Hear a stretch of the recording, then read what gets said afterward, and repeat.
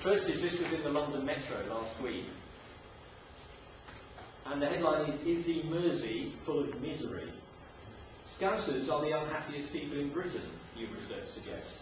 Anybody from Liverpool? Yeah, okay. Happy to be here. While Liverpool's most famous songs, the Beatles, sang All You Need Is Love, most people in the city claim only a cash windfall would cheer them up. Liverpudlians topped a poll of misery after 1,300 people were asked how happy they were. 24% of Liverpool folks said they were fairly unhappy or very unhappy.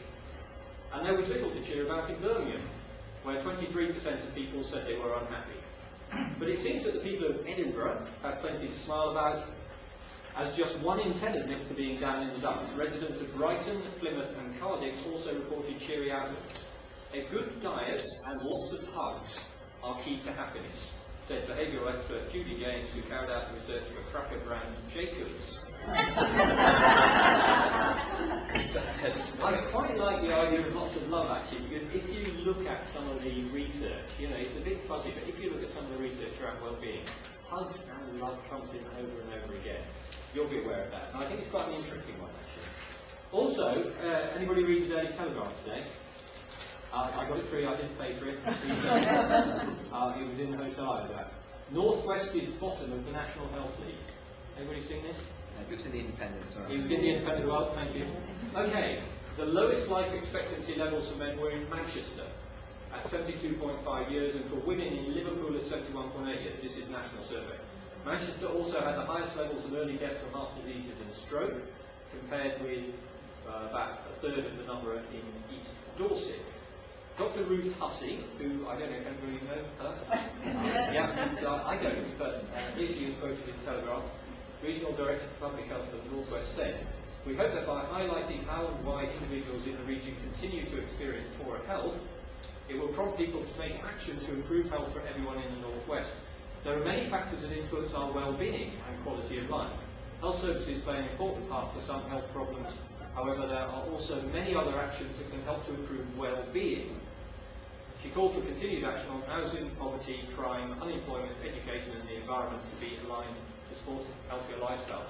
I mean, pretty good timing. I don't know when they organised today's event, some time ago, but to know that it was going to be the day that something like this came out, and the North West seemed to be bottom of the league in terms of well-being and health, is quite impressive, I think. Also, just a personal note, I'm quite pleased to be in the Midland Hotel today, because I was a student at Manchester University about 30 years ago, and we came into the Midland Hotel once because it was expensive then. It's still expensive now. Can't afford it now, let alone as a student. But we were here for one particular purpose. A friend of mine supported Burnley Football Club. Anybody Burnley here? No, well, you're dead lucky, because it was actually a celebration of Burnley Football Club escaping relegation, because they'd nearly been relegated that season. And the impact on my friend's emotional well-being, let me tell you, was huge. He was fanatical about Burnley Football Club. And so I have this image of us being downstairs in the Midland Hotel, spending the last scraps of our student grants on a meal here. And now here I am, 30 years later, back in the Midland Hotel. This time being paid for it. I mean, how good is life? But well-being is still the issue. Then it was the well-being of my friend who supported Burnley. Now it's the well-being, obviously, of individuals, communities, whatever. And one last thing, it's hard to get away from well-being in life. I was at the King's Fund restaurant in the cafe. Anybody been to the King's Fund? Yeah, a few people, you know the King's Fund. We have a wonderful cafe. As I walked in to buy a sandwich at lunch the other day, I noticed that we now have a range of sandwiches called well-being sandwiches. That's serious. You get the sandwich, it's packed up, and it says on front, this is a well-being sandwich.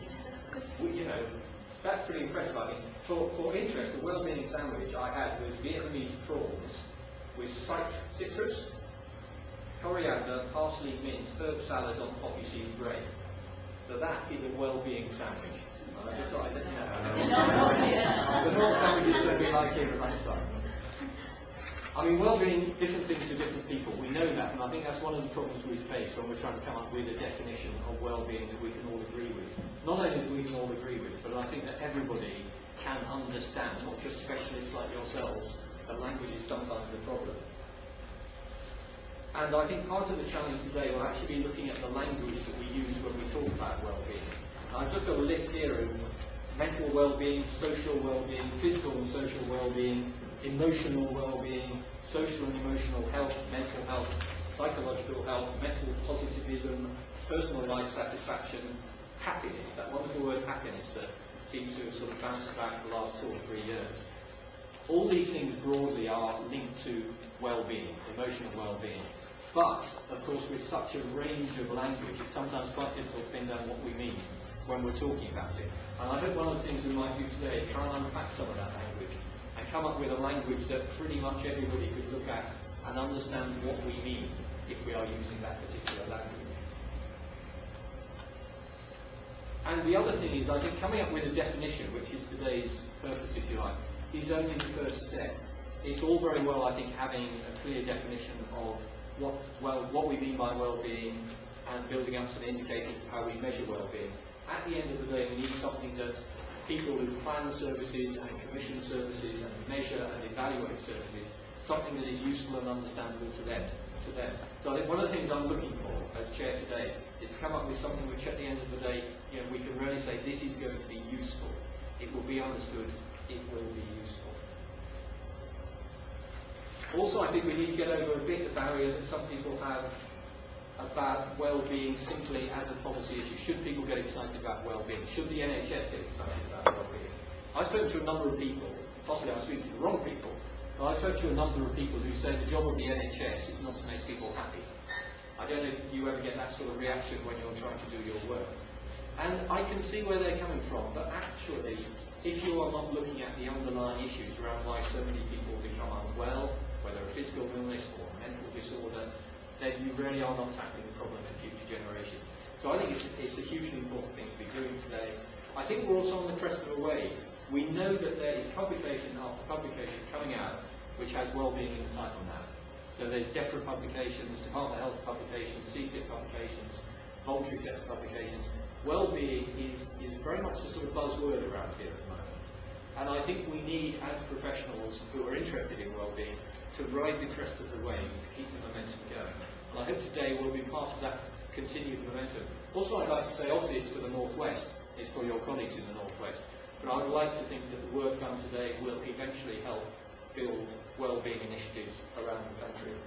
And indeed Scotland, I'm delighted we have Scotland so well represented here today, and we'll hear about that, because I think Scotland in some ways are ahead of the game of us in that.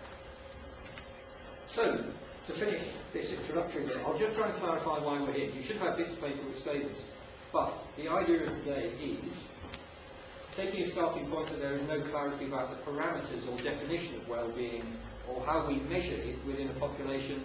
The aim is to produce a consensus definition or model of well-being.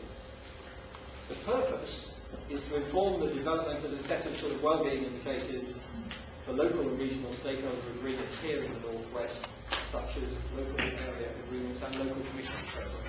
That's fundamentally what we're about today, is producing a consensus definition of well-being. And I hope we will get somewhere towards that, even if we don't quite achieve it, because I think that's quite a challenge. I'm sure you'll all agree that is quite a challenge. So anyway, that's enough from me to start. Delighted to see you all here again. Want to stress today also is about you being very participative. Although there are a few short talks, you are not here fundamentally to listen to things and go away. You are here really to help us understand what you think the issues are and how we can move forward on this wellbeing agenda.